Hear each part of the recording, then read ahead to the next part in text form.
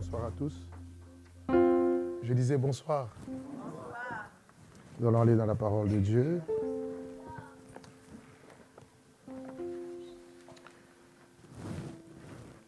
Je vais aborder un thème que je commençais aujourd'hui et les dimanches, au moins pendant un mois. Je vais essayer de le développer avec la grâce de Dieu. Aujourd'hui, je vais juste nous introduire cette pensée et nous allons prendre le temps d'aller au fur et à mesure les jours qui vont arriver. Le grand thème, c'est la révélation des fils de Dieu. Merci. Merci. La révélation des fils de Dieu. Nous allons prendre quelques écritures, quelques textes. Romains chapitre 8, qui nous servira de base. Pour ceux qui notent, Romains chapitre 8, à partir du verset 14 jusqu'au verset 22. Nous allons nous appuyer sur ces textes. Romains chapitre 8, le verset 14 au verset 22. Car tous ceux qui sont conduits par l'Esprit de Dieu sont fils de Dieu. Et vous n'avez pas reçu un esprit de servitude pour être encore dans la crainte, mais vous avez reçu un esprit d'adoption par lequel nous crions « Abba, Père ». Et l'Esprit lui-même rend témoignage à notre esprit que nous sommes enfants de Dieu. Alors, si nous sommes enfants, nous sommes aussi héritiers de Dieu et co-héritiers de Christ, si toutefois nous souffrons avec lui, afin d'être glorifiés avec lui. Et j'estime que les souffrances du temps présent ne sauraient être comparées à la gloire à venir qui sera révélée pour nous. Aussi, la création attend-elle avec un ardent désir la révélation des fils de Dieu. Car la création a été soumise à la vanité, non de son gré, mais à cause de celui qui l'y a soumise, avec l'espérance qu'elle aussi, elle sera affranchie de la servitude, de la corruption, pour avoir part à la liberté de la gloire des enfants de Dieu. Or, nous savons que jusqu'à ce jour, la création tout entière soupire et souffre les douleurs de l'enfantement. Amen. Amen. C'est le premier texte. Le deuxième texte que nous allons prendre, c'est dans le livre de Jean, chapitre 1er. Jean, au chapitre 1er, le verset 12 à 13.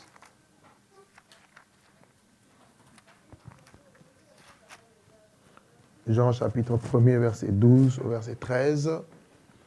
Il est dit, « Mais à tous ceux qui l'ont reçu, à ceux qui croient en son nom, elle a donné le pouvoir de devenir enfants de Dieu, lesquels sont nés, non du sang, ni de la volonté de la chair, ni de la volonté de l'homme, mais de Dieu. » Amen. Amen. Et un autre texte, c'est dans Jacques, chapitre 1er, verset 18.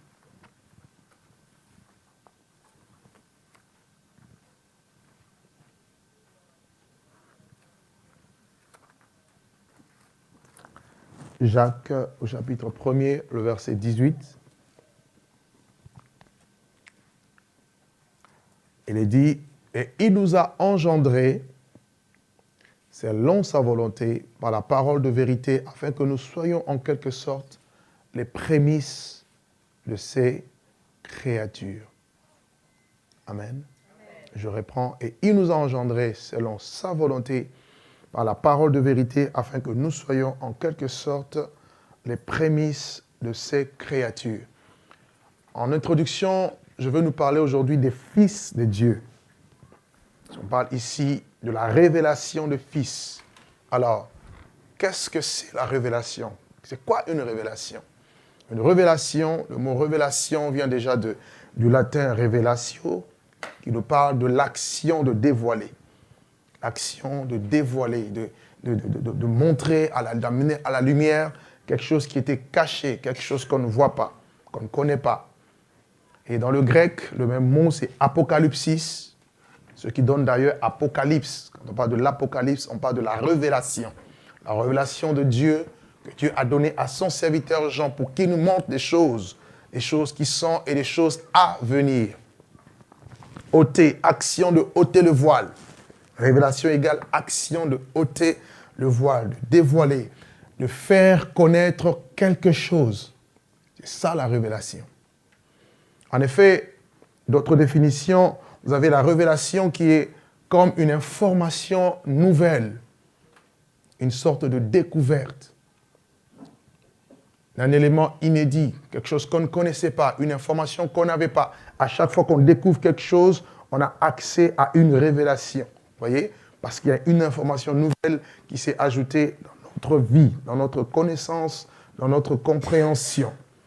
La révélation, elle est aussi une prise de conscience ou une expérience soudaine d'une réalité et ce qui laisse une trace durable.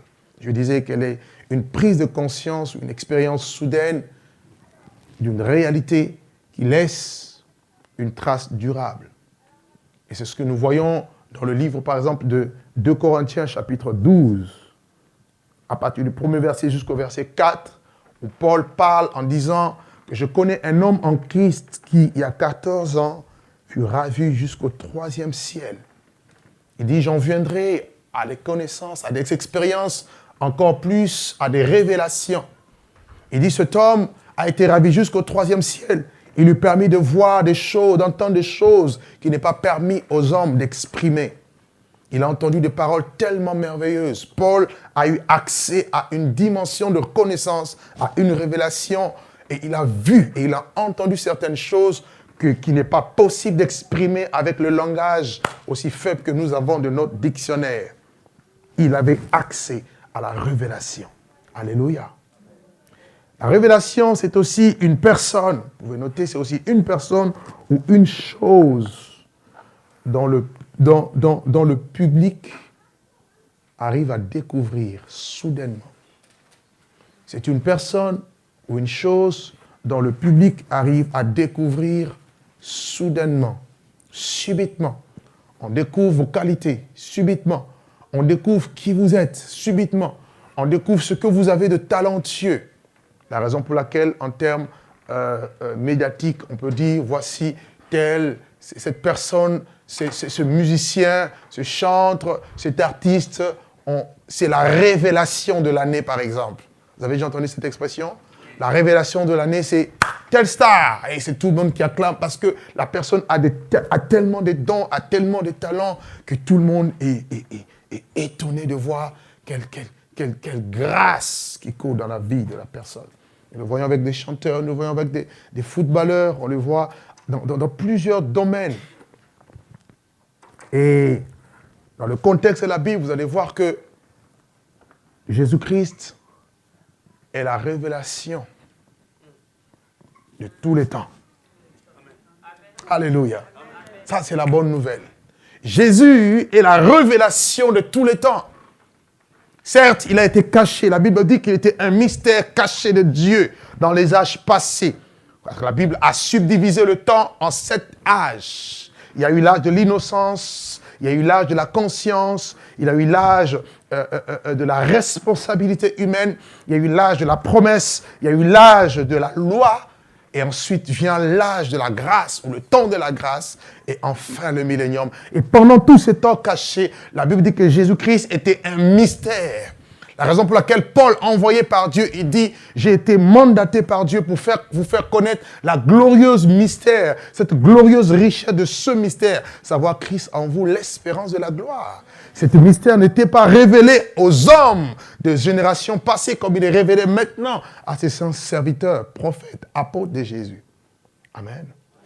Jésus-Christ a été présenté d'abord à Israël et ensuite au monde entier. Aussi bien les anges, aussi bien les hommes, aussi bien les démons, tous l'ont vu et ils ont pu savoir que c'est la personne qu'il fallait, le roi de gloire qui devait entrer dans le monde et gérer les affaires de l'humanité. La raison pour laquelle vous allez voir à sa naissance, à partir du moment même où il naît, pour accomplir la prophétie, toutes les prophéties qui ont été données précédemment à son sujet, la Bible dira depuis l'Orient, l'étoile va briller.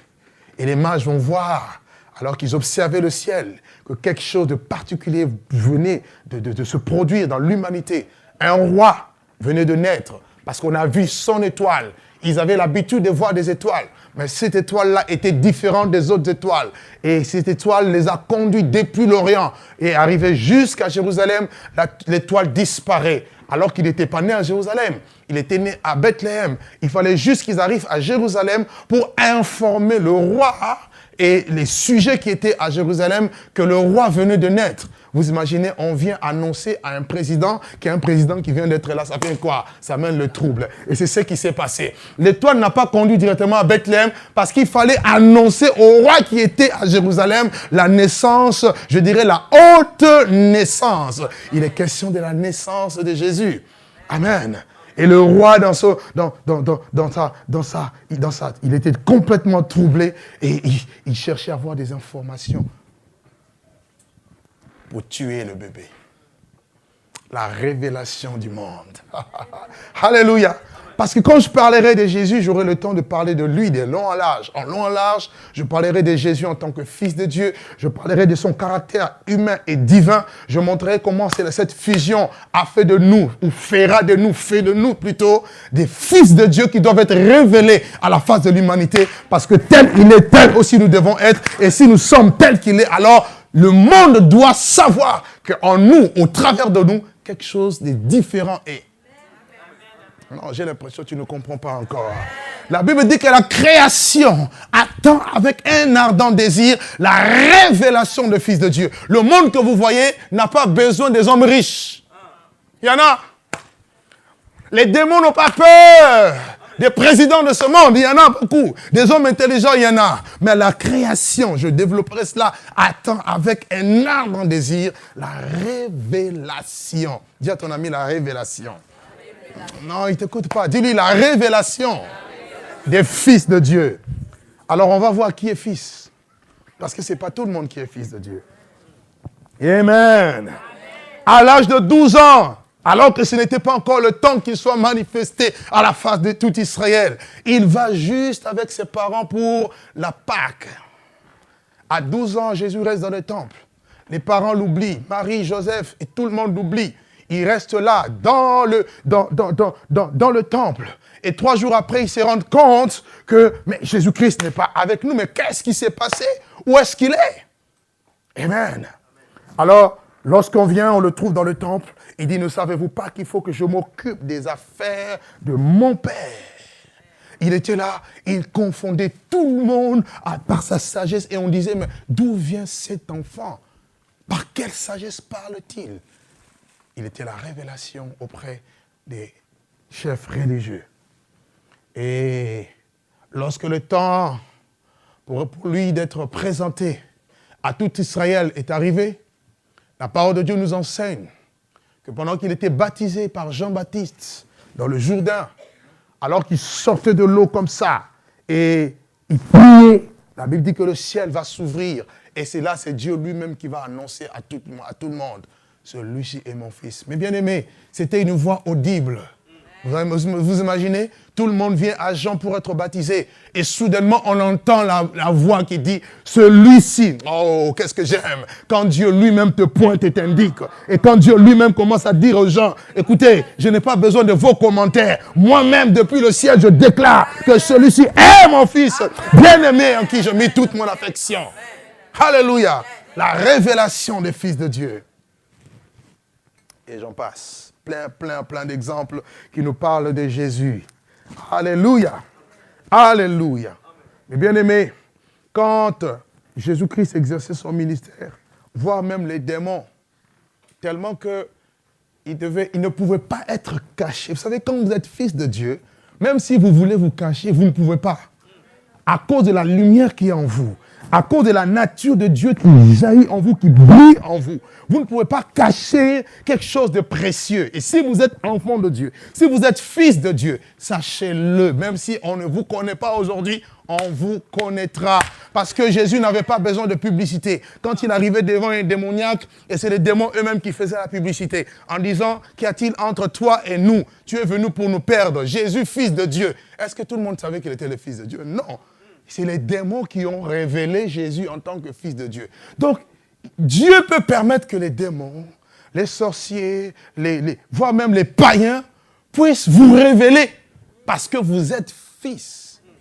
Si et seulement si, vous et moi, nous le sommes. Alléluia.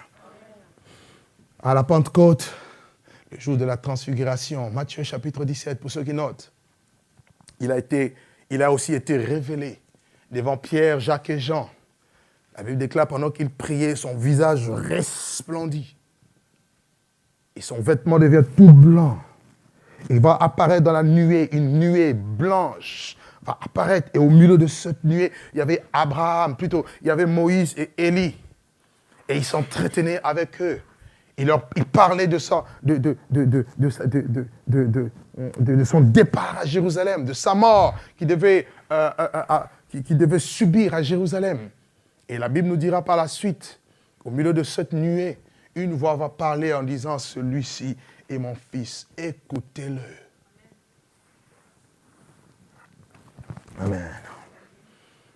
Après cela, vous avez, après sa mort, Jésus, lorsqu'il est ressuscité, la Bible nous dit qu'il va apparaître aux 12 apôtres. Et par la suite, il va apparaître à Paul.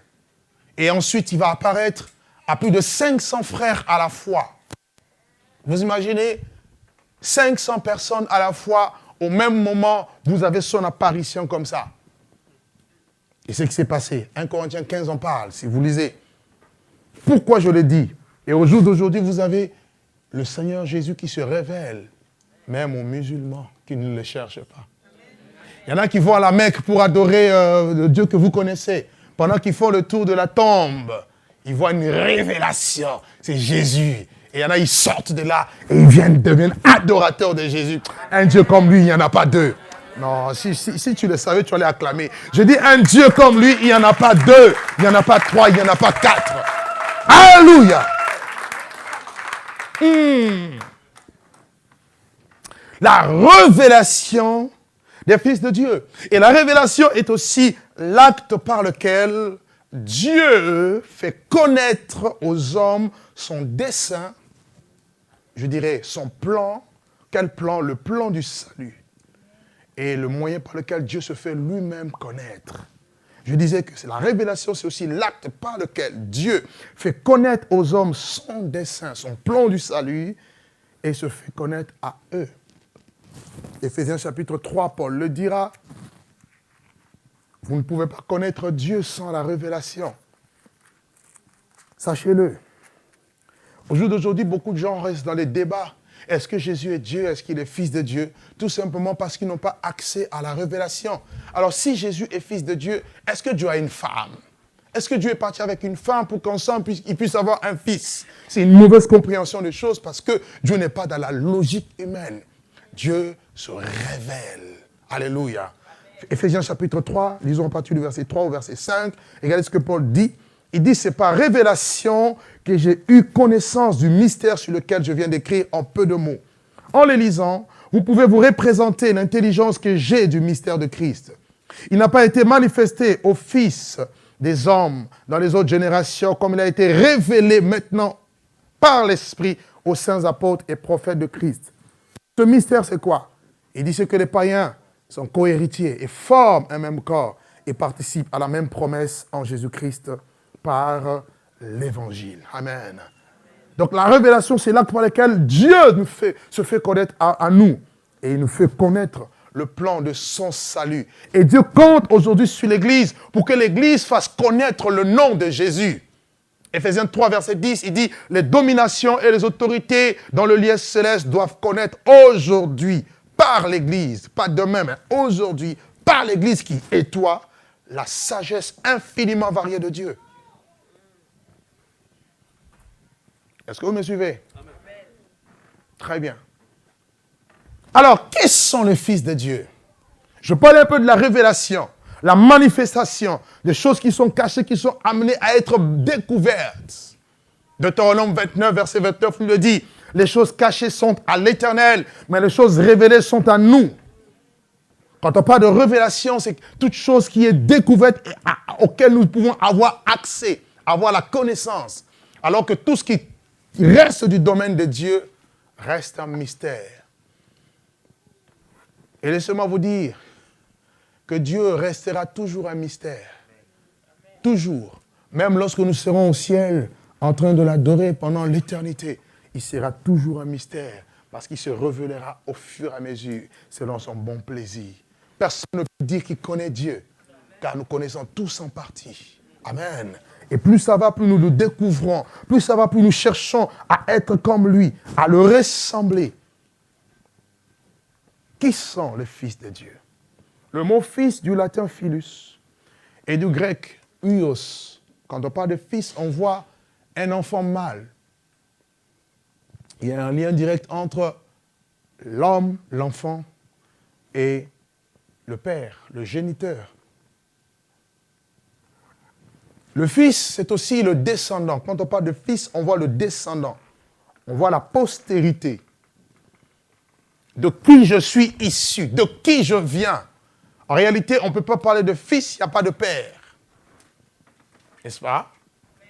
Il y a deux pères dans le monde. Il y a Dieu qui est le Père de lumière, chez lequel il n'y a ni changement, ni ombre de variation. Et vous avez de l'autre côté Satan, le diable. On l'appelle le père du mensonge. Vous comprenez? Il y a deux pères. Alors, la question est, de qui es-tu fils? Et à ton voisin, touche-le un peu là. De qui es-tu fils? Alléluia. Nous sommes tous fils de Dieu, non? Ah, gloire à Dieu. Je l'espère, hein? Car Dieu seul connaît. Amen. Il y a les fils de Dieu et il y a les fils du malin, les fils de la géhenne. Dans la Bible, un fils est considéré par rapport aussi au fondateur de son ordre. Je vais m'expliquer. Il dit dans la Bible, un fils est aussi considéré par rapport au fondateur de son ordre. Et ça, j'en parlerai peut-être dimanche, plaise à Dieu. Alors, la question qui peut se poser est celle-ci. Est-ce que tout le monde est fils de Dieu?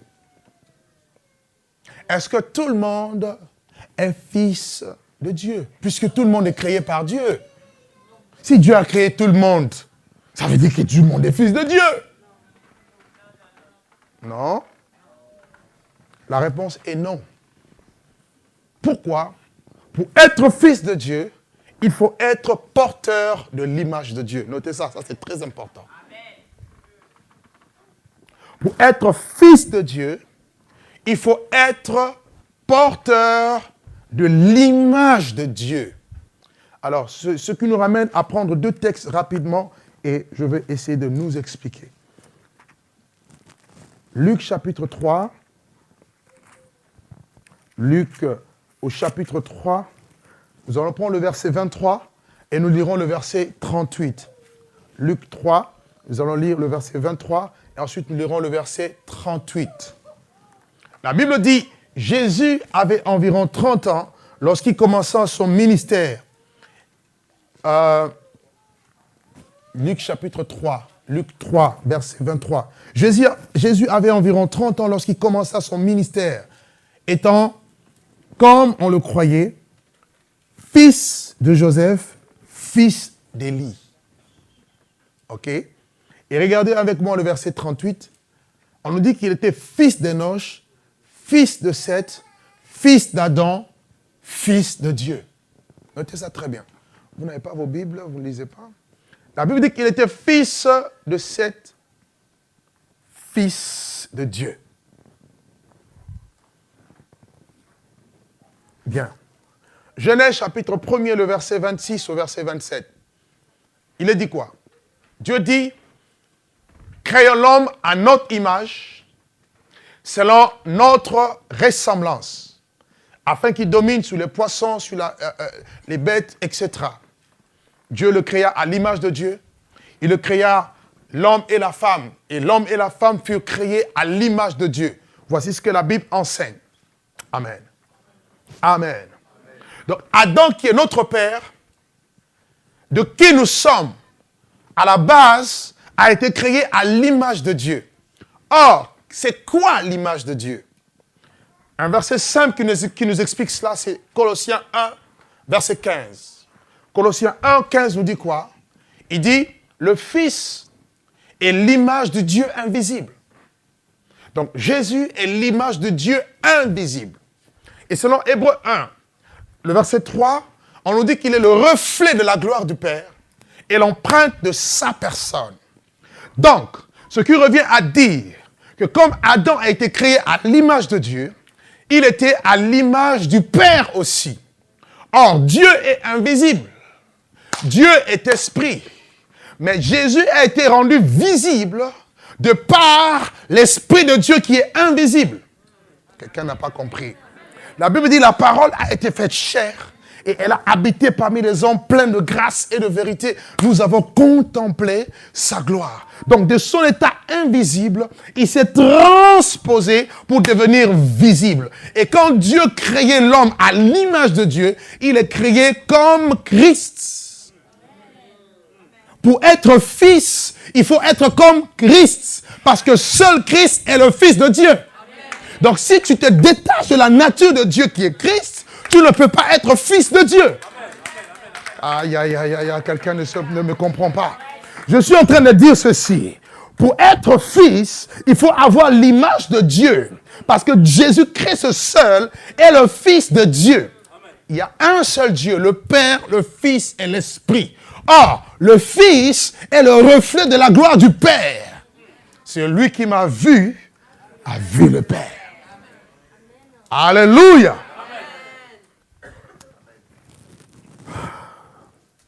Maintenant, il y avait une seule condition. Je ne vais pas toucher cet aspect parce que je risque de rentrer dans un autre texte, dans un autre message. Ce qui a fait que Adam a perdu la gloire de Dieu, l'image de Dieu, c'était le péché. Il n'a pas persévéré dans l'obéissance. La raison pour laquelle vous allez voir, parce qu'il a été créé grand, il n'a pas souffert, il a tout eu sans problème, il a perdu ses choses. Généralement, lorsqu'on ne souffre pas pour avoir des choses, on n'en connaît pas la valeur. N'est-ce pas? C'était le cas d'Adam.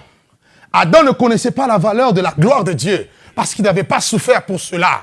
Vous comprenez? La raison pour laquelle, à la fin des temps, Dieu change de stratégie. Avec le dernier Adam, la Bible dit qu'il était habitué à la souffrance. Il a appris bien qu'il soit fils. L'obéissance, pas la souffrance. Donc, pour qu'il puisse accéder à la dimension de la gloire de Dieu et dans l'obéissance. Parce que tant que vous ne marchez pas dans l'obéissance, vous n'aurez jamais la gloire de Dieu. N'est-ce pas qu'il a dit tous ont péché et sont privés de la gloire de Dieu?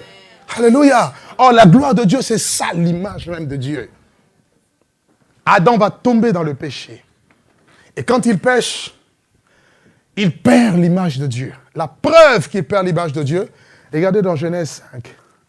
Genèse chapitre 5, le verset 1er au verset 3. Regardez ce qu'il est écrit. Genèse 5, le verset 1 à 3. La Bible dit, voici le livre de la postérité d'Adam. Lorsque Dieu créa l'homme, il le fit à la ressemblance de Dieu. Il créa l'homme et la femme. Et il les bénit et les appela du nom d'homme lorsqu'ils furent créés. Adam, âgé de 130 ans, engendra un fils à sa ressemblance. Vous suivez? Selon son image, et il lui donna le nom de Seth. Parce que Adam était tombé dans le péché, Seth qui était né n'était plus à l'image de Dieu, mais il était plutôt à l'image d'Adam, pécheur. Est-ce que vous suivez un peu jusque-là? Donc, le Fils de Dieu avait pratiquement disparu. Et mardi prochain, je vous parlerai de la chute des fils de Dieu. Quand vous allez lire dans Genèse 6, on nous dit que lorsque les fils de Dieu sont venus vers les filles des hommes, elles ont trouvé qu'elles étaient belles, elles ont eu des relations avec, des relations sexuelles, et ils vont engendrer des géants. Et Dieu va dire, mon esprit ne restera plus jamais dans l'homme. Dieu retire son esprit à toujours, jusqu'à la venue du Fils de Dieu. Amen. Et le péché qui est grave entraîne deux choses majeures. Deux choses majeures. Lesquelles? La première chose, c'est la mort. Romains chapitre 5, le verset 12.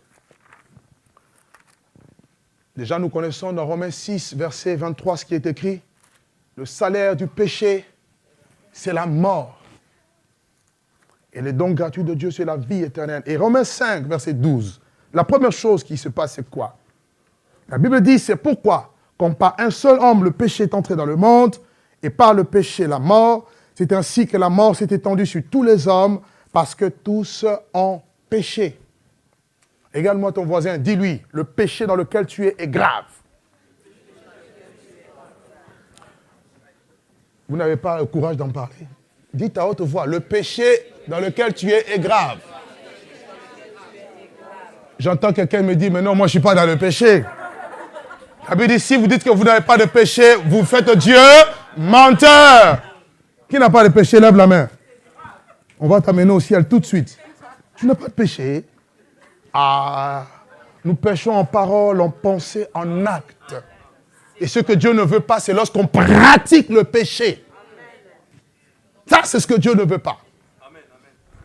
Même moi qui vous parle, je suis pécheur. Il n'y a que Jésus qui ne pêche pas. Paul était un pécheur. Tous. Jean d'ailleurs ira jusqu'à dire, si nous disons que nous n'avons pas de péché, nous faisons Dieu menteur. Et la vérité n'est pas en nous. Tu es un homme. D'où la raison pour laquelle tu as besoin de la grâce de Dieu. Seule source de salut pour toute l'humanité. Le péché amène la mort. Et la mort, c'est quoi? La perte de la vie. Quelle vie? La vie de Dieu. La vie qu'on appelle Zoé. Lorsque Adam a péché, il est mort, alors que physiquement, il vivait. Mais spirituellement, il était mort. Et la mort ne commence jamais physiquement. Elle commence d'abord spirituellement. Tu te sépares de Dieu. Dieu est loin de toi. Dieu ne s'approche pas de toi. Tu ne peux pas t'approcher d'un tel Dieu, tellement saint, avec ton état sale. Il dit à Josué, il dit dans Zacharie 3, ôtez à Josué de Josué les vêtements sales, avec des vêtements souillés. Pas ensuite approcher de ce Dieu saint, tu te trompes. Il y a eu des hommes qui ont osé amener un feu étranger dans la maison de Dieu. La Bible dit, un feu est sorti de devant l'Éternel et les a consumés. Tellement que Dieu est saint. La sainteté convient dans sa maison. Alléluia. Ça, c'était la première chose, la mort. Et la Bible dit, la mort s'est étendue sur tous les hommes. En réalité, tous les hommes sont pécheurs. Par conséquent, ils ne sont pas fils de Dieu. Parce que s'ils étaient fils de Dieu, le Fils de Dieu n'allait pas venir. Tu ne comprends pas. Nous parlons ce soir, le grand thème qui s'ouvre aujourd'hui jusqu'à la fin du mois, sur la révélation des fils de Dieu. Et on va développer point par point, on va aller en profondeur pour essayer de nous amener à cette dimension. Retrouver la position initiale d'héritiers et d'héritières. Pas des gens qui sont dépendants des hommes, mais dépendants de Dieu. Amen. Alléluia. De la parole de Dieu, pas des bébés spirituels.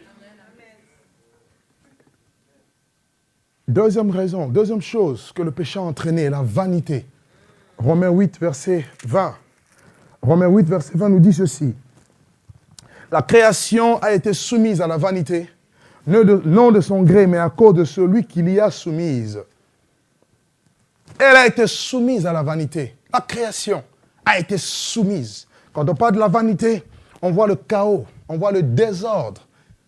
Et quand on parle de création, on voit aussi bien les hommes que les animaux, que les arbres, la flore, la faune, le climat, tout ce que Dieu a créé, les visibles et les invisibles. Il y a un désordre. Le péché amène le désordre dans l'ordre de Dieu. Dieu est un Dieu d'ordre. Et là où il y a le désordre, il n'y a pas l'harmonie, il n'y a pas la paix. Et le péché amène le dérèglement, le désordre. Quand les fondements sont renversés, nous dit Psaume 11, verset 3, le juste, que fera-t-il? Les fondements sont renversés. Vanité de vanité. C'est à cause de l'homme qu'aujourd'hui vous avez les animaux sauvages qui vous font peur. Adam pouvait appeler les animaux et les nommer. Lorsque Noé montait dans l'arche, il y avait aussi les serpents. Il y avait les lions. Est-ce qu'ils se sont bouffés? Non. Qu'un serpent t'apparaisse aujourd'hui, on verra ta réaction. Alléluia. Parce qu'il y en a un petit cafard, pas tant au pays. Laissez un peu ces choses. Dis à ton ami, où est ton autorité?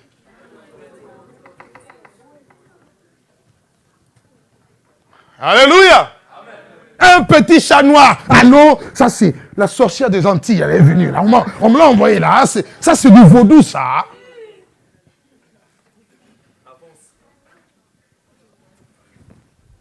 Alléluia. C'est ça le problème aujourd'hui. Il n'y a pas de fils de Dieu. Quand un chien te regarde comme ça, écoutez, même le chien le plus dangereux, quand il vient, tu le regardes, tu t'écoutes. Parce que là, tu es enfant de Dieu. Tu rentres dans ta position. Arrête de trembler un peu. Rentre dans ta position. C'est moi qui t'ai nommé chien. À terre. Vous allez voir. Mes amis, Daniel était dans la fosse aux lions. Est-ce que les lions ont bouffé Daniel? Parce que les lions, quand ils regardaient Daniel, ils voyaient en Daniel le lion de la tribu de Juda. Et ils étaient obligés de faire allégeance. Il était un fils. D'ailleurs, même les gens disaient, on retrouve en Daniel les esprits de fils de Dieu. Il avait une sagesse au-dessus des magiciens. Quelle est ton identité? Ton identité, ce n'est pas quelqu'un qui va à cette résurrection. Je dois être membre du royaume de Dieu, ambassadeur de Dieu. Je suis fils et fille de Dieu.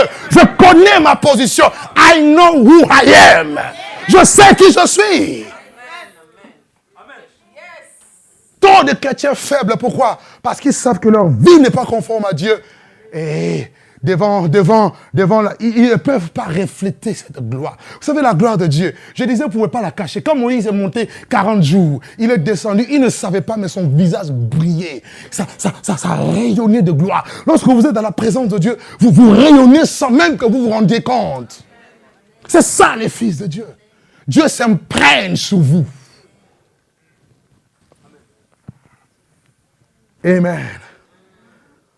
La désobéissance entraîne la mort, le chaos. La créature de Dieu est soumise. Toutes les créatures ont été soumises à la vanité. Et la Bible dit que la création soupire. Vous savez, quelqu'un qui soupire, c'est quelqu'un qui, après avoir tant pleuré, tu as trop gémi, tu n'as même plus de parole, tu ne fais que... Tu soupires. Il y a un ardent désir, mais tu ne sais pas comment l'exprimer. C'est l'état de la créature, nous dit la Bible. Elle soupire après quoi? Pas Jésus, parce que Jésus a accompli son travail. Les fils de Dieu. La révélation des fils de Dieu. Mais la question qui se pose, où sont les fils de Dieu? Où sont les fils de Dieu? Où sont les filles de Dieu? Que faire pour devenir fils de Dieu? Première condition. 1. Accepter Jésus-Christ comme Seigneur et Sauveur personnel. Ça, c'est la première condition. Accepter Jésus dans son cœur, dans sa vie, comme Sauveur et comme Seigneur personnel. Jean chapitre 1er, verset 12 à 13. Et la Bible dit, à tous ceux qui l'ont reçu quoi? La lumière. La lumière qui vient de la parole de Dieu. Car il est écrit dans Jean 1, au commencement était la parole, et la parole était avec Dieu, et la parole était Dieu. En elle était la vie, et la vie, la lumière des hommes. À celui qui accepte, à tous ceux qui l'ont reçu, à tous ceux qui reçoivent la lumière, qui est la parole de Dieu, qui est la parole de vérité, et à ceux qui croient en son nom. Deuxième chose, il faut croire au nom de Jésus. Dieu leur donne le pouvoir de devenir enfants de Dieu. Ce qui veut dire quoi?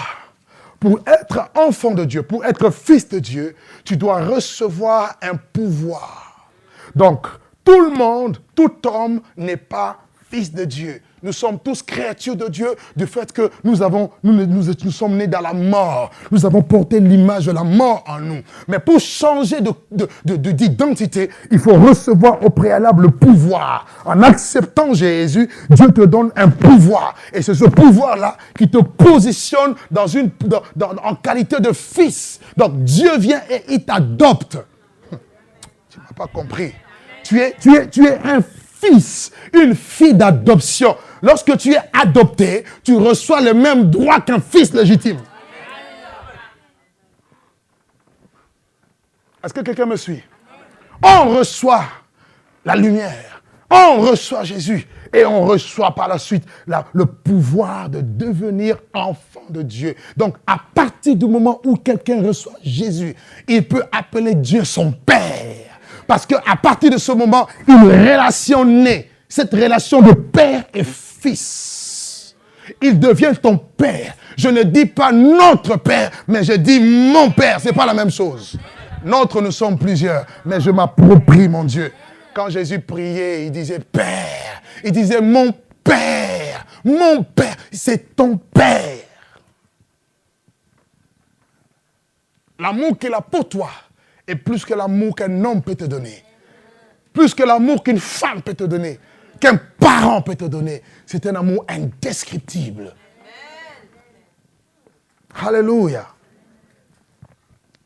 Jacques, chapitre 1, verset 18. Je disais dans Jean 1, nous recevons un pouvoir, une puissance pour devenir enfants de Dieu. Et la Bible dit lesquels sont nés, nous naissons. Donc, il y a deux naissances. Il y a la première, qui est la naissance par la chair, vous et moi. Quand on regarde ton visage, tu ressembles un peu à ton père, à ta mère biologique, n'est-ce pas? L'image de Dieu est spirituelle. C'est la raison pour laquelle il dit à Nicodème, si quelqu'un ne naît de nouveau, il ne peut entrer dans le royaume des cieux. Car il faut acquérir une nouvelle identité. L'image de Dieu doit venir dans ta vie. Il dit lesquels sont nés non du sang ni de la chair. Dans la Bible, l'expression sang et chair nous ramène à des écoles théologiques, à des écoles rabbiniques à l'école. À l'époque, pour servir Dieu, pour servir la nation d'Israël dans le domaine de la Torah, pour être scribe, pharisien, etc., il fallait aller dans des écoles rabbiniques. Parce que la Bible appelle la chair et le sang. Quand Paul dit que quand Dieu s'est révélé à moi, je ne consultais ni la chair ni le sang. C'est-à-dire, je n'ai pas été m'asseoir au pied des maîtres, quoique au préalable, il était au pied de Gamaliel. La chair et le sang ne peuvent hériter le royaume des cieux. Il y avait l'école de Hillel, de Shammai, tant d'autres, qui formaient des éminents érudits. Nicodème lui-même était un docteur, un chef, mais il n'était pas né de nouveau. Donc on peut bien aller dans une école, mais sans être fils de Dieu, fille de Dieu. Est-ce que je suis clair? Ils ne sont nés ni du sang, ni de la chair, ni de la volonté d'un homme. Ce n'est pas parce que ton père est pasteur que toi tu es enfant de Dieu. Entendons-nous? Amen. Non, moi je suis fils de pasteur. Les 7 fils de Séva, ils sont allés chasser des démons parce que leur père était sacrificateur. Nous te chassons au nom de Jésus que Paul prêche. Il dit, mais nous connaissons Jésus. Et nous savons qui est Paul. Et vous, qui êtes-vous? La Bible dit, ils sont venus, ils étaient 7. Ils ont fui, ils étaient tous nus, tellement que les démons les a saccagés. Alléluia. La nouvelle naissance. Jacques 1, verset 18 nous dit, et il nous a engendrés en parlant de Dieu, selon sa volonté, par la parole de vérité, afin que nous soyons en quelque sorte les prémices de ces créatures. Nous devenons les prémices. Par rapport à toute la créature, nous devenons les prémices de ceux qui avons reçu l'esprit, les arts de l'esprit, de sorte qu'à un temps marqué, la création doit voir par nous qui sommes les prémices la gloire de Dieu. Tu comprendras ça. Alors, fils de Dieu égale quoi? Nous recevons le caractère de Dieu. Nous recevons la nature de Dieu, c'est-à-dire la nature de la sainteté.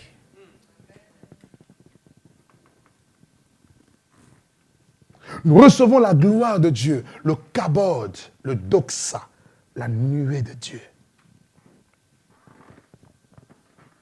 Tel il est, tel nous devons être.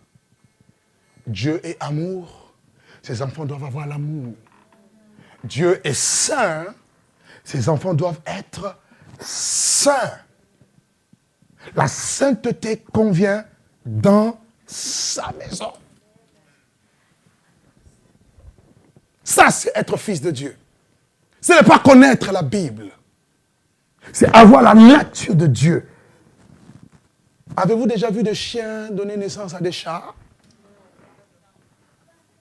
Et c'est ça les chrétiens aujourd'hui.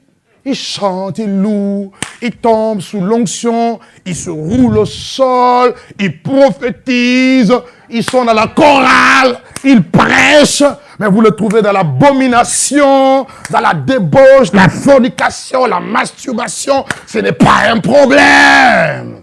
Dieu est amour. Tu n'es pas fils de Dieu.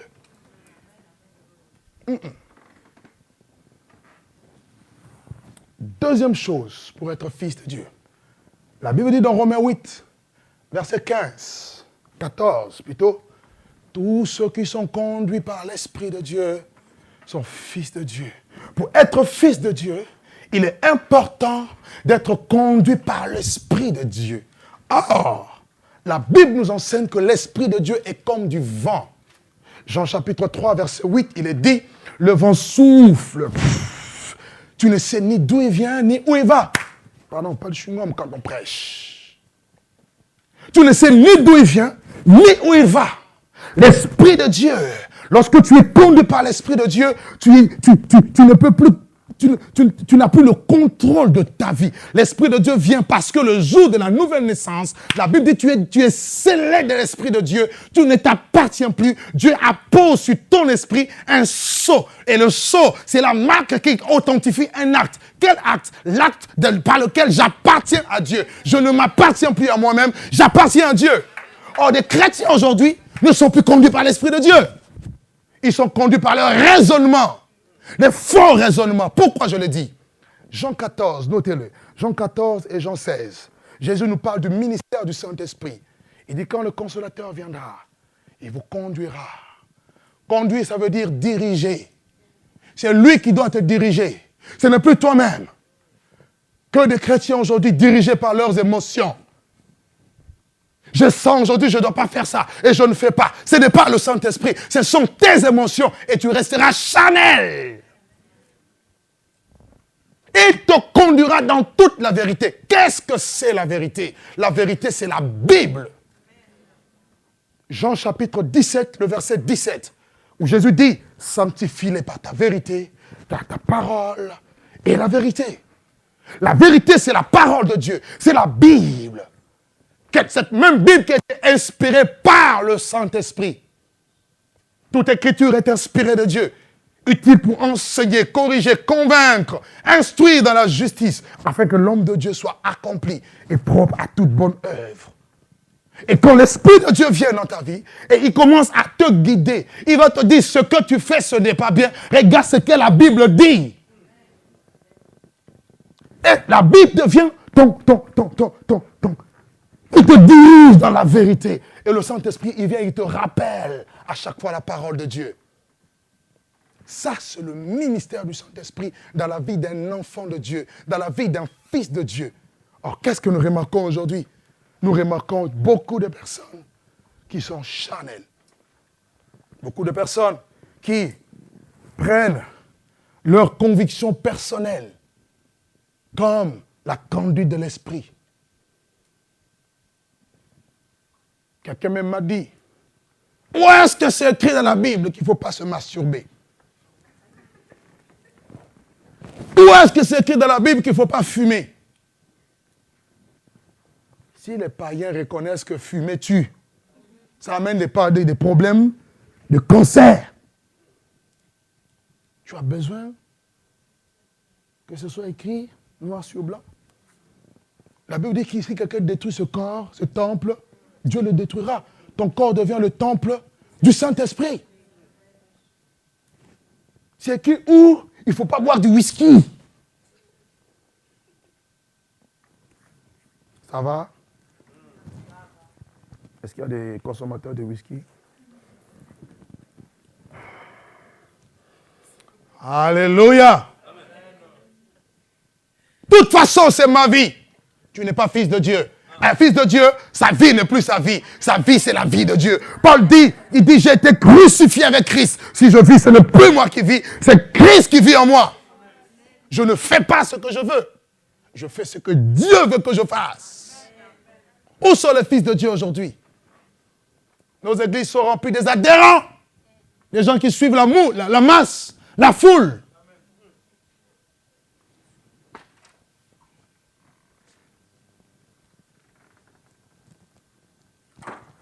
Et très peu de conversions, très peu de fils de Dieu. Il y aura des surprises au jour de l'enlèvement. Je dis bien, il y aura des surprises. Qui te conduit tous les jours? Es-tu obéissant à la voix de Dieu? Es-tu obéissant à la parole de Dieu? Un fils écoute la voix de son père. Un fils écoute la voix de son maître. Et il suit ses prérogatives. Et la Bible nous dit aussi, on va prendre un texte rapidement, et je vais aller vers la fin, dans Galates chapitre 5, versets 24 à 26. Galates 5, 24 à 26. La Bible dit, ceux qui sont à Jésus-Christ ont crucifié la chair et ses passions, avec ses passions et ses désirs. Si tu es fils de Dieu, tu dois crucifier tes passions. Passions de la jeunesse, les mauvaises passions qui te poussent à aller dans les boîtes de nuit, qui te poussent à faire n'importe quoi. Alors que tu es chrétien, tu entretiens une relation mauvaise dans le secret. Dieu voit ici, sait. Non, ce n'est pas être fils de Dieu. Un fils de Dieu a crucifié. Ce sont des personnes qui crucifient les passions de la chair, les passions, des mauvais désirs. Et il dit, si nous vivons par l'esprit, marchons aussi par l'esprit de Dieu. Alléluia. La conduite par l'esprit implique deux choses. 1, la vie par l'esprit. 2, la marche par l'esprit. Notez ça très bien. Tu dois vivre par l'esprit et tu dois marcher par l'esprit de Dieu. Tu dois être un homme, une femme spirituelle. Et tu dois marcher selon les principes de base de la parole de Dieu. Alléluia. Quelqu'un me disait, n'est-ce pas que dans la Bible est écrit que vous n'avez pas besoin qu'on vous enseigne. Le Saint-Esprit vous enseigne toutes choses. Ce n'est pas parce que le Saint-Esprit a été donné à l'Église. Ce n'est pas parce que le Saint-Esprit peut nous enseigner qu'on n'a plus besoin des 5 ministères de la parole. 1 Jean chapitre 5, 1 Jean 2, verset 20 et le verset 27. Il dit pour vous, l'onction que vous avez reçue de lui est simple, qu'elle demeure. Vous n'avez pas besoin qu'on vous enseigne parce que son onction vous enseigne toutes choses. Il est question toutes choses de la Bible. Mais pour grandir dans la connaissance, le Saint-Esprit a établi les 5 ministères de la parole de Dieu.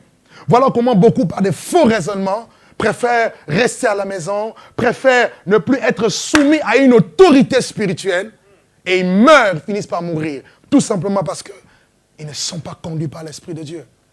Alléluia. Dieu savait que Jésus-Christ était son fils. Pourquoi il a fait passer par Jean-Baptiste? Pourquoi il fallait que Jésus passe par le ministère de Jean-Baptiste? Vous n'avez jamais posé la question?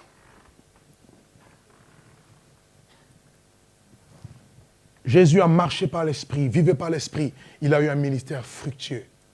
Il a eu du succès. Les apôtres ont marché par l'Esprit. Ils étaient conduits par l'Esprit. Ils ont réussi. Personne d'eux n'a échoué. Les premiers chrétiens marchaient par l'Esprit. La Bible dit qu'il y avait un réveil spirituel. Pourquoi dans nos vies aujourd'hui, il n'y a pas le réveil? Un jour, on est tout feu, tout flamme. Quelques mois après, on tombe. Il n'y a pas le réveil spirituel. Parce qu'on n'est pas fils, on n'est pas fille. On ne se laisse pas conduire par l'Esprit de Dieu. On est charnel. On laisse les émotions nous conduire. On est conduit par nos sens, la vue, l'odorat, l'ouïe, le toucher, tout ce que vous voulez. On n'est pas conduit par l'Esprit de Dieu. Quand l'Esprit de Dieu te dit de jeûner, est-ce que tu le fais?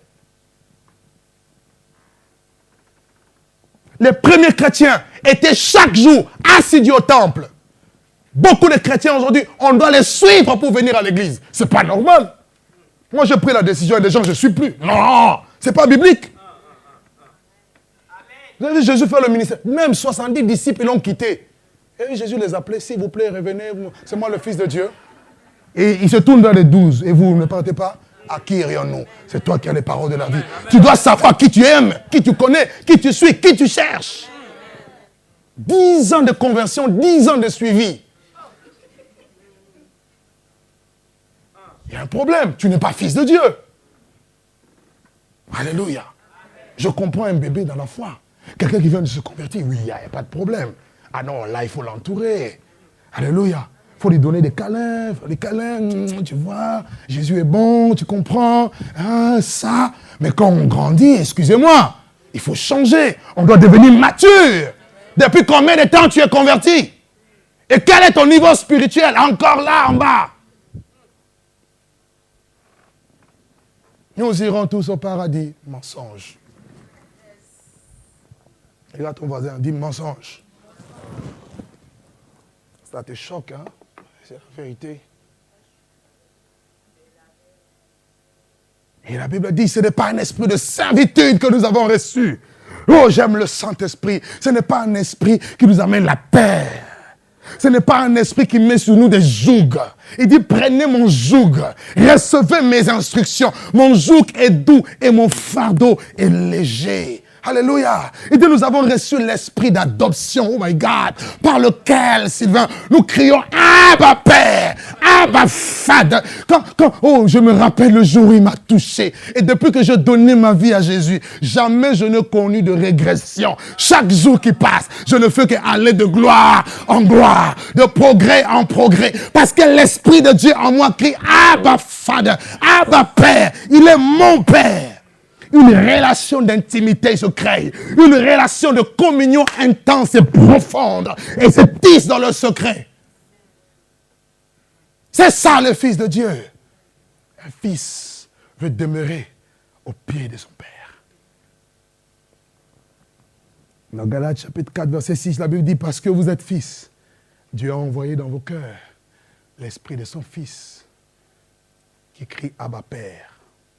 Et dernière chose, dernier point pour finir. Condition pour être fils de Dieu, toujours dans Romains 8, le verset 16.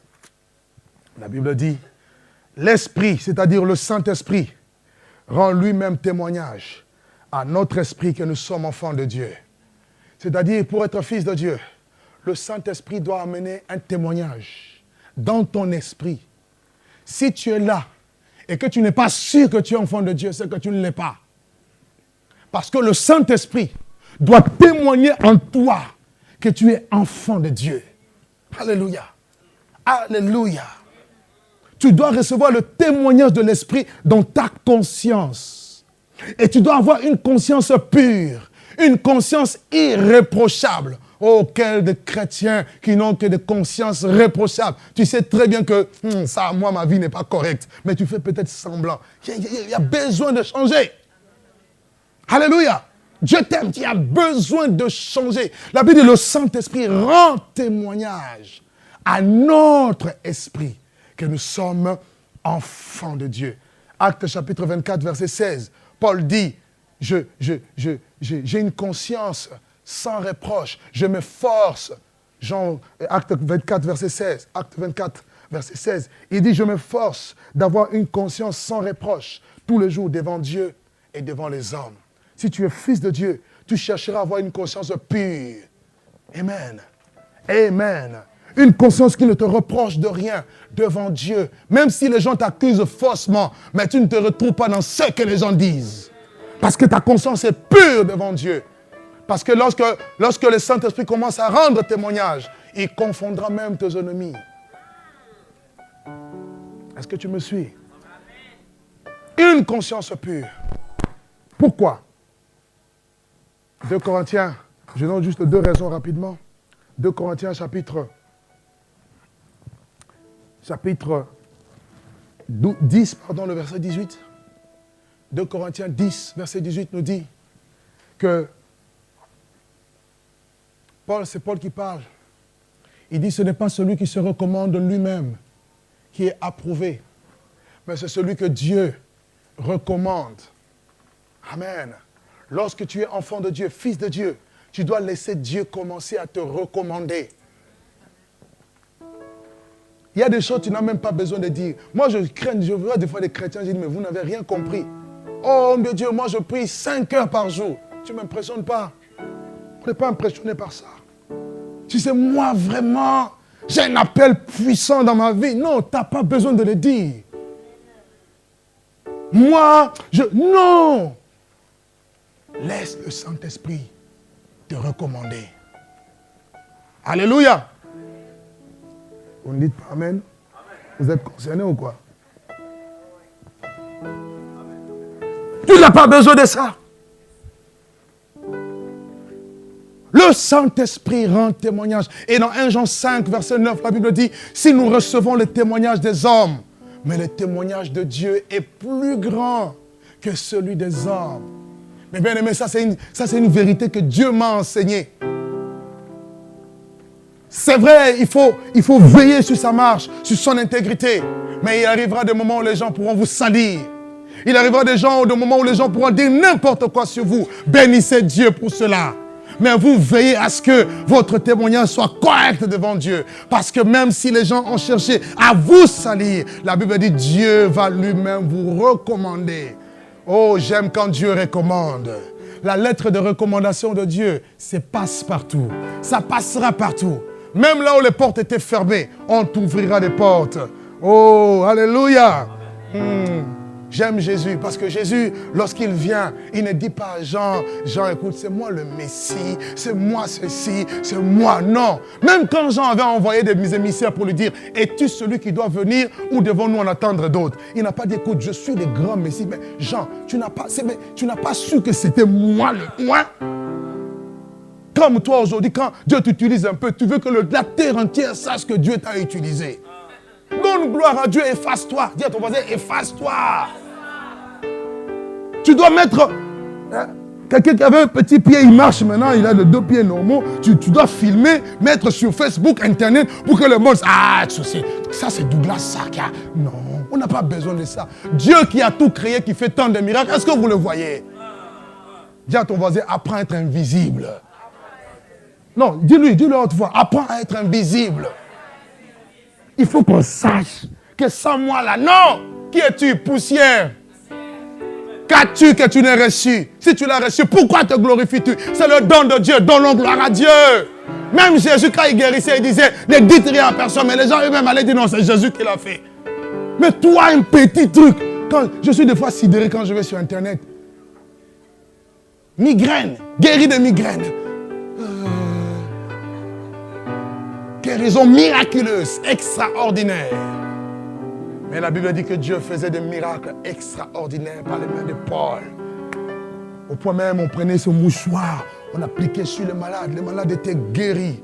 Mes frères, l'ombre de Pierre marchait comme ça. On étale les malades là, à plein midi, ils passent simplement comme ça. L'ombre de Pierre guérit les malades. Oh my God. Mais nous là, on n'a rien, on veut témoignage de Dieu. Amen. Jésus n'a pas cherché. Ce jour-là, il part. Dieu voulait certifier à tout le monde que mon fils doit être présenté. Le Fils de Dieu doit être révélé au monde. Il faut que le monde le sache. J'aime attendre ma saison. Avec Dieu, il y a des saisons. Il y a des temps où Dieu te cache et il te travaille. Tu es comme dans un laboratoire. Il a le marteau, il brise. Ça fait mal. Tu cries, j'en ai marre, j'en peux plus. Il dit, pour l'instant, laboratoire. Beaucoup ici sont dans le labo. Dis, je suis dans le labo. Ah, si tu ne veux pas, c'est ton problème. Moi, je suis dans le labo. Et dans le labo, il te taille, il te façonne, il te prépare. Mais lorsqu'il t'aura fini, tu seras ce chef-d'œuvre. Tu seras ce chef-d'œuvre embelli. Il dira, le temps est arrivé. Il a caché son fils pendant 30 ans. Mais il a dit, le moment est arrivé. Ah! Il dit, le moment est arrivé. Même si ce n'est pas Jean et toi qui vas parler. Toi, tu es juste une voix pour crier dans les déserts. Mais maintenant, moi-même, je vais parler. La Bible dit, pendant qu'il est sorti, le ciel s'ouvre. Et une voix parle depuis le ciel. Celui-ci, oh, il n'a pas eu besoin de micro. Il n'a pas eu besoin de Facebook. Il n'a pas eu besoin des réseaux sociaux, Internet. Il a eu simplement besoin de sa parole. Aide-moi dire à quelqu'un, Dieu se suffit à lui-même. S'il veut te recommander, sa parole suffit. Ah, il a parlé, il a dit, celui-ci est mon fils, bien-aimé en qui je mis toute mon affection. Les gens l'ont vu, les gens l'ont su. Et il commence son ministère tout doucement. Et bien-aimé, avant sa mort, pour attester qu'il devait mourir. Les gens commençaient à douter de lui. La Bible dit, Père, Jésus a crié, Père, glorifie ton nom dans ma vie. Et une voix sortie depuis le ciel dans Jean 12. Une voix parlait en disant, je l'ai glorifié, je le glorifie encore. J'aime quand Dieu parle pour moi. Quelqu'un ici ne comprend pas. Je dis, j'aime quand Dieu parle pour moi. Il dit, je l'ai glorifié. Mais ça, c'était dans le passé. Mais je le glorifierai encore.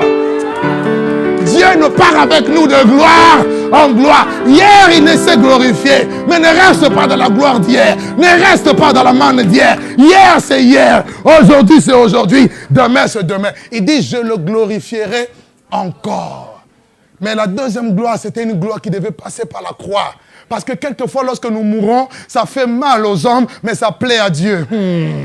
Parce que Jésus dit à Pierre, quand tu étais jeune, tu te saignais toi-même. Tu allais où tu voulais. Tu faisais ce que tu voulais. Quand tu seras vieux, quelqu'un d'autre te saignera et te conduira là où tu ne voudras pas aller. Il parlait de sa mort future. Et la Bible dit, Dieu indiquait par quelle mort Dieu, Pierre plutôt, glorifierait Dieu. Donc il y a des morts, il y a des souffrances qui glorifient Dieu.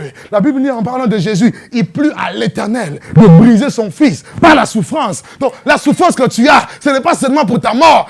Oh, je disais, la souffrance que tu as, ce n'est pas seulement pour ta mort, c'est une souffrance qui t'emmène au fait à la gloire. Parce que la Bible dit que le monde attend avec un ardent désir la révélation d'un Fils de Dieu. Et non seulement il est passé par la mort, il a pleuré, il était là à la croix. Tout le monde l'a abandonné, même les disciples l'ont abandonné. Mais quand Dieu le regardait, il disait, ça c'est mon Fils. Je l'aime. J'aime quand Dieu témoigne de toi. Peut-être les pleurs que tu verses aujourd'hui, ça ne fait que réjouir le cœur de Dieu. Bénis Dieu. Est-ce que je peux finir? Est-ce que je peux finir? Non seulement il est resté à la croix, pendant qu'il était à la croix, parce que tout le monde l'a abandonné. Laissez-moi vous dire, quand tout le monde vous abandonne, c'est là que Dieu vient. Tu n'as pas compris. Lorsque l'homme t'a soutenu, quand l'homme te soutient, à un moment donné, il va se fatiguer, il dit, ah, depuis toujours, je te supporte, j'en ai marre, j'en ai assez. Mais quand l'homme arrête de te soutenir, c'est maintenant le soutien de Dieu. Quelqu'un ne comprend pas. Parce que quand Dieu t'amène à un certain niveau, quand l'homme t'élève jusque-là, le jour il va te lâcher. Au lieu même de te poser tranquillement comme ça, il va t'abandonner. Et quand tu tombes, tu te brises. Mais quand Dieu lui-même te prend, la Bible dit du fumier, il relève le pauvre, de la poussière l'indigente, et le fait asseoir avec les grands et les grands de son peuple. Quand Dieu te prendra, tu ne vas plus dîner avec les... Le temps des canards est passé. Tu es maintenant dans la dimension des aigles. Ah! Dieu t'a transporté dans une autre étape. Quand les gens ont abandonné Jésus sur la croix, la Bible dit le centenier romain a dit, assurément, cet homme était fils de Dieu. Mais bien aimé, même si tout le monde ne veut pas t'accepter en public, il y en a en privé qui t'acceptent. Il y en a qui reconnaissent que tu es... Non, j'ai des amis, c'est des faux frères, mais vous allez voir, nous on connaît, vous savez, quand on est jeune là, on joue avec des filles, on fait n'importe quoi. Un garçon peut te dire, je te kiffe grave, tu vois, toi vraiment tu es la personne de ma vie. Il te fait miroiter des choses. Mais il va avoir des rapports avec toi, il va faire tout n'importe quoi. Mais le jour où il voudra prendre une décision de se marier, même la toi qu'on appelait la sœur religieuse, qui vit au Moyen-Âge, regarde ton habillement, regarde ta coiffure.